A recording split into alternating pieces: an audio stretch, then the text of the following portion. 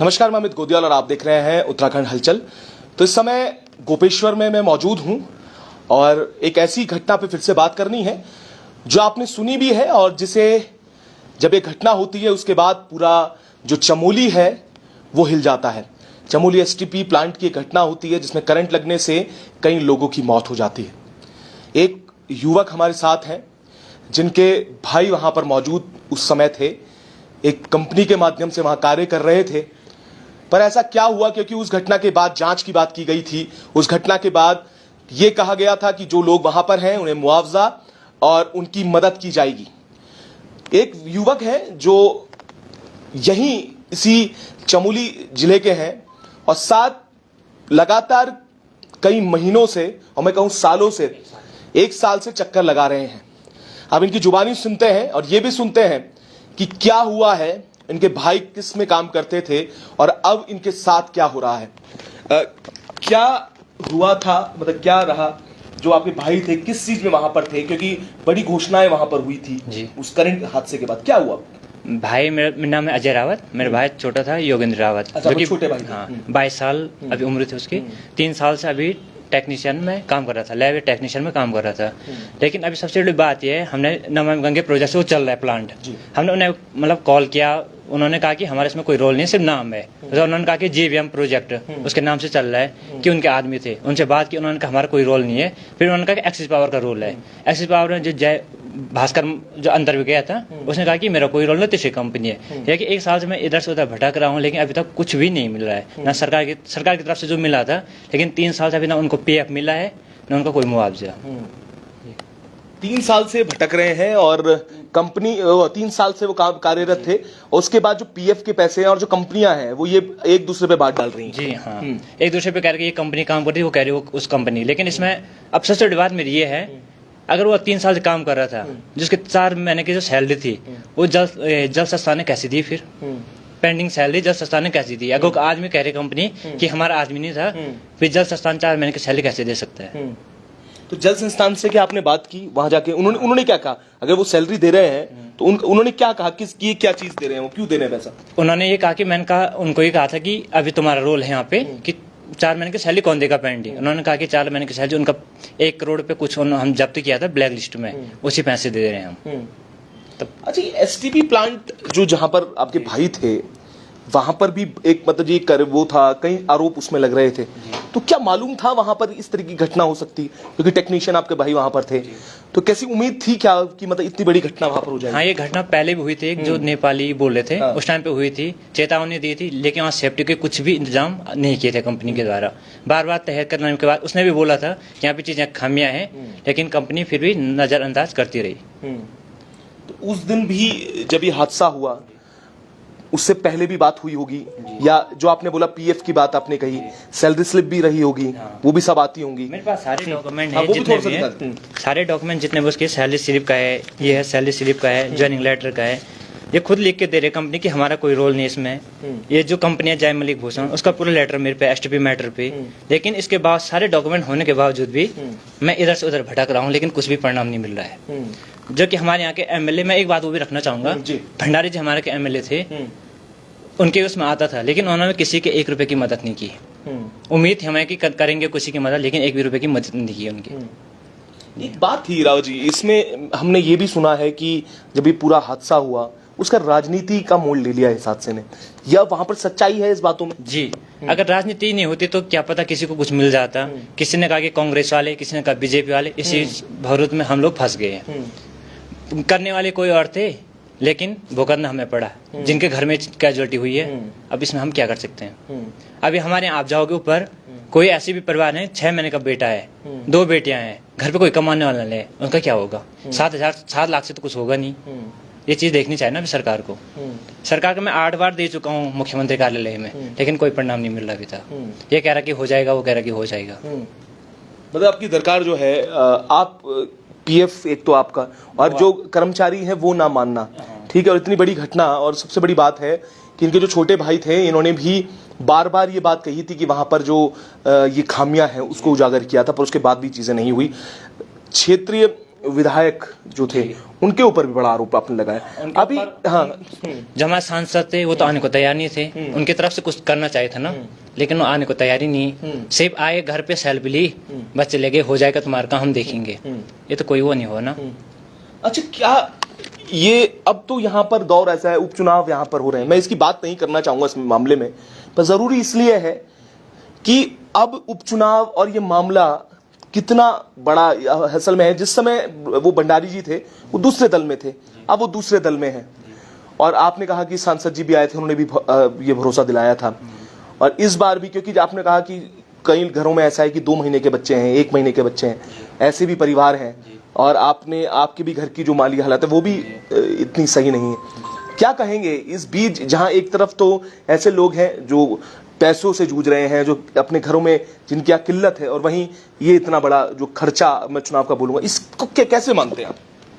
जितना बड़ा ये खर्चा है, अगर जैसे आए उसमें भटजी भी आए थे, सिर्फ कहा कि हम देखेंगे, भंडार जाए हम देखेंगे। एक सेल्फी लेने से अब अगर किसी को तुम, इतना बड़ा चुनाव है, अगर किसी को तुम सहायता कर लो तो कुछ हो सकता है ना, उनके बच्चे की पढ़ाई हो सकती है या और चीजें देखी जाए ना। ऐसे तो कोई अमीर परिवार से कोई है नहीं, सब मिडिल फैमिली से है। ये चीजें थोड़ा देखनी चाहिए ना सरकार को। अब इन्हें मीडिया में आने के बाद हर किसी को वो करने का, लेकिन हमारे जनप्रतिनिधि कोई भी साथ नहीं है, अकेला मैं कितना तो करूंगा। अच्छा, इतनी बड़ा हादसा होता है, जांच के लिए बोला गया, क्या लगता है कि जांच हुई है सही से? ये बड़ा, क्योंकि एक को व्यक्ति को जेल भेज दिया गया, सबसे जो नीचे अधिकारी, इसमें क्या लगता है, मतलब कितने संतुष्ट हैं आप उस चीज से? क्योंकि आपके घर में तो एक बड़ी विपदा आई थी, आपने छोटा भाई गंवा दिया अपना, क्या कितने संतुष्ट हुए, या कितने आपके दिल को एक सुकून पहुंचा कि जांच हुई, और क्या सही जांच आप मानते हैं? मैं इस जांच को तो नहीं मानता हूँ। इन्होंने कहा कि हम एडीएम जांच कराएंगे, डीएम साहब ने कहा कि हम एडीएम जांच कराएंगे, उसमें ये आके विद्युत विभाग ने कहा कि हमारा कोई रोल नहीं था, लाइट का हमसे कोई लेना देना नहीं। जल संस्थान अपने को बचने के लिए सब किया, छोटे अधिकारी गए, लेकिन जो बड़े अधिकारी उन पर कीचड़ किसी को उछला नहीं। छोटे अधिकारी अंदर गए, बड़े को बचाने के लिए कंपनी ने अभी तक चार्जशीट उनकी जमा हो गई है अदालत में। अब इससे आगे क्या हो सकता है? हाई कोर्ट कह रहे मामला ठंडा हो गया, अब आगे कुछ नहीं हो सकता है। अब हम मतलब किससे लड़े? अभी कुछ है नहीं, चारा कोई हमारे साथ है नहीं प्रतिनिधि, न जिला पंचायत हमारे साथ है, न क्षेत्र पंचायत, न ग्राम, कोई भी नहीं है हमारे साथ की। मैं अकेला कितना तो लड़ूं। ये भी बड़ी सवाल है। देखिए, इतना बड़ा हादसा हो जाता है, और ये अमूमन हमारी याददाश्त जो है वो कमजोर है, हम लोग ही भूल जाते हैं। परसों 1 साल होने को, 19 तारीख को 1 साल होने को है, लेकिन अभी तक आपने देखा होगा इतनी बड़ी घटना हुई, पहली बार हुई होगी शायद पूरे विश्व में कि करंट हादसे से 16 लोगों की डेथ। उसका कुछ हुआ, कुछ भी नहीं परिणाम। 2 दिन सबने उछाला, स्टेटस डाला, उसका कोई किसी के घर पे नहीं आया। ये सवाल है बड़े कि हमारे देश में या हमारे प्रदेश में इंसान की जिंदगी की कीमत क्या है, वो अंदाजा लगा सकते हैं। और ये बड़ी बात इन्होंने कही कि 16 लोगों की मौत हो जाती है। हाँ ठीक है, हम लोग भी उस समय आए होंगे, हमारी भी जिम्मेदारी थी कि शायद हम सवाल करते, हमारी भी ये कमी। सवालों से बचने के लिए भंडारी जी हमारे गांव में नहीं आए। उनको पता है हम पूछेंगे क्या किया क्या नहीं किया। अभी तक हमारे गांव में नाम कहीं नहीं है। इतना चुनाव दौर चल रहा है, लेकिन अभी तक हमारे गांव में आने को तैयार नहीं है, क्योंकि झूठे वादे थे ना सब। हम ये करेंगे वो करेंगे, ऐसा हो गया, सरकार से लड़ेंगे, कोई सरकार से लड़ा। ये विधानसभा में ये चीज उठानी चाहिए थी, 16 लोगों की डेथ हुई थी, लेकिन उन्होंने वहां भी सवाल नहीं उठाए। कहीं ना कहीं राजनीति का मूड हिले इस चीज ने। ये देखिए, ये बड़ा मैं कह रहा हूं कि ये जो एसटीपी का प्लांट का मामला था, और जो ये व्यक्ति हैं जिन्होंने अपना छोटा भाई गंवा दिया, सवाल यहां पर राजनीति का नहीं था जिस समय ये चीजें हो रही थी। इनका सिर्फ इतना था कि इन्हें पीएफ जो है इनके भाई का 3 साल का वो मिल जाए, जो मुआवजा है वो मिल जाए। पहले तो एक नौकरी तो देनी चाहिए कम से कम। इतने बड़े कौन सा वो बाहर का तो व्यक्ति कह रहे कि जो बाहर के हम कुछ नहीं देंगे, लेकिन ये टेक्नीशियन में था और ऑपरेटर में था। अब कंपनी मानने को तैयार नहीं कि कह रहे कि हमारा आदमी था ही नहीं, तुम प्रूफ लाओ। हम प्रूफ कहाँ से लाएं? अब जो थे मेरे पे हैं, सारे प्रूफ हैं, पूरी फाइल बना के अभी भेजा हुआ ये। अब कितना तो लड़ो में देखो, अब हर सब किस बाजार का, मुख्यमंत्री के पास, जल संस्थान के पास, हर किसी के पास जाके। अब इसके बावजूद भी कह रहे कि अब क्या करें हम? अब आप ही बताओ, लड़ने पर लड़ने, किससे लड़ने? कोई प्रतिनिधि खड़ा है नहीं। ये सवाल अपने आप में इतने बड़े हैं, चुनावों का बोझ सर पर यहाँ पर जो आर्थिक स्थिति और ये सवाल है, जो लोग हैं, जो विधानसभा के लोग हैं, जो इस जिले के लोग हैं, वो कितने त्रस्त हैं, आपको खुद अंदाजा आप लगा सकते हैं। लगातार मुख्यमंत्री को पत्राचार किया है, लगातार क्षेत्र विधायक, हाँ, हर विभाग में विभाग में चेतावनी भी गए, हाँ। अब यहाँ तक कि हमारे गांव में उस समय भटजी भी आए थे। गांव की स्थिति इतनी गंदी है, नवा रोड है, पूरा गांव स्लाइड एरिया में है। बिल्कुल। सबके देखने के बावजूद भी नजरअंदाजा किया जा रहा है कि आ जाएगी कल आएगी, पर कुछ नहीं, मतलब अनदेखा किया जा रहा है हर बार। इस घटना को अनदेखा किया जा रहा है कि बिल्कुल। ये घटना कोई थी नहीं, मतलब जो लोग 16 लोग खत्म हुए उनकी नजर में कुछ थे ही नहीं।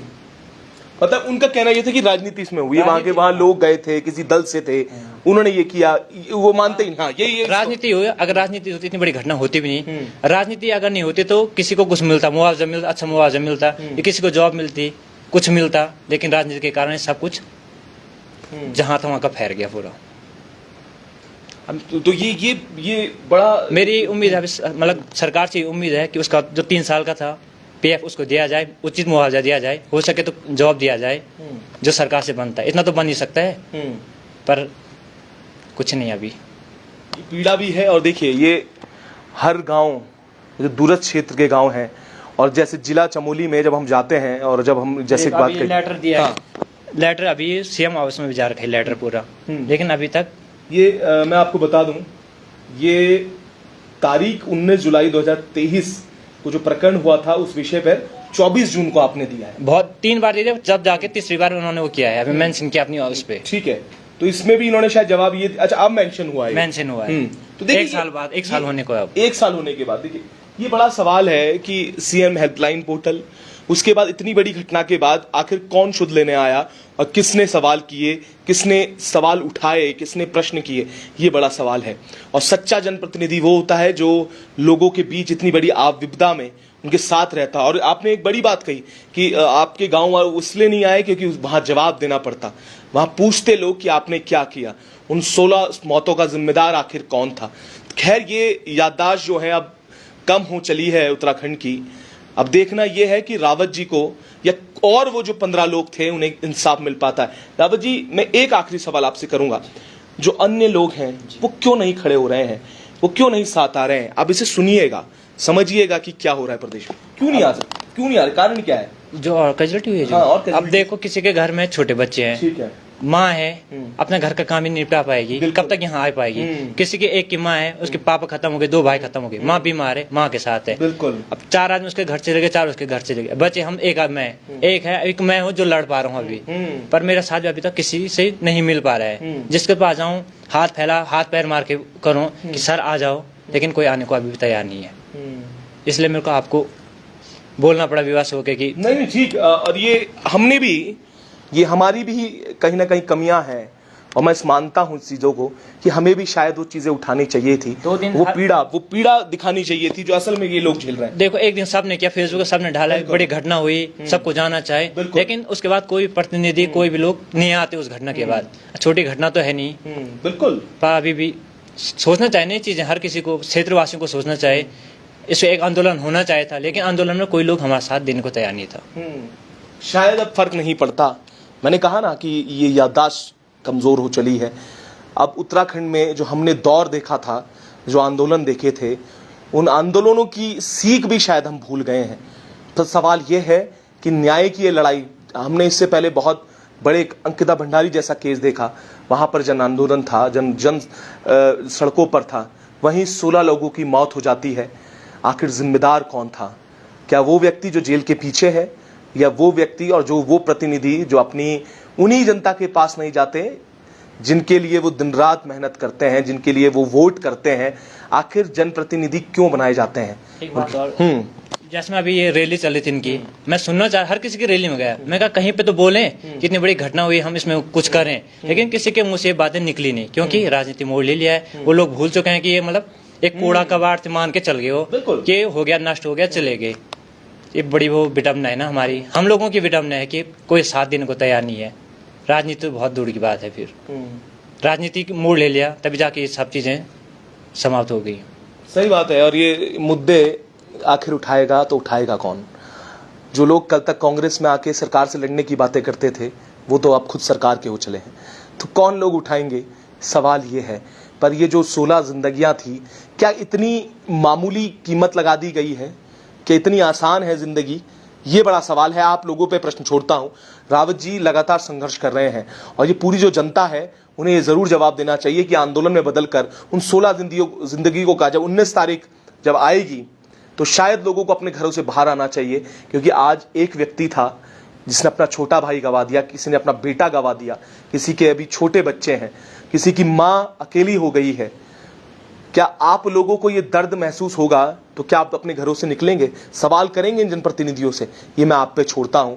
और रावत जी के आप भी आइए, आप लोग जितने जो लोग देख रहे हैं आप भी समर्थन दीजिए और आइए और रावत जी और उनके भाई के लिए, उस माँ के लिए और जो तमाम लोगों के लिए जिन जिंदगी गंवाई है, उन्हें इंसाफ के लिए, इनका न्याय का रास्ता जो है वो आसान करने का काम कीजिए। तब तक हम भी और मामलों के साथ, मुद्दों के साथ आपके बीच आएंगे। ऐसे ही जुड़े रहिएगा और देखते रहिएगा उत्तराखंड हलचल।